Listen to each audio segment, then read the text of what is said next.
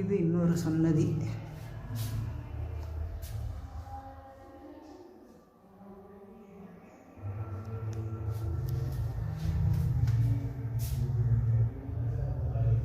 வெறும் பெருமாள் தான்.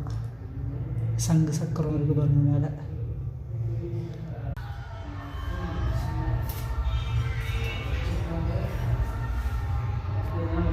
ஒரே கல்லில் வந்து ஜாலி மாதிரி செஞ்சு ஜன்னல் வச்சுருக்காங்க.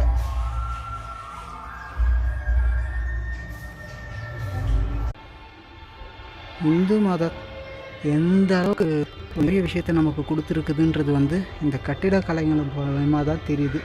இதெல்லாம் நிச்சயமாகவே வெளிப்பாடு மூலியமாக தான் இருப்பாங்க. எந்த அளவுக்கு டீட்டெயிலிங் கொடுத்துருக்காங்க பாருங்கள். கோவில் முழுக்க பெருக்கக்கூடிய என்ன டெக்னாலஜி யூஸ் பண்ணியிருந்தாலும் நிச்சயமாக வந்து எந்த அளவுக்கு வந்து கட்ட முடியாது.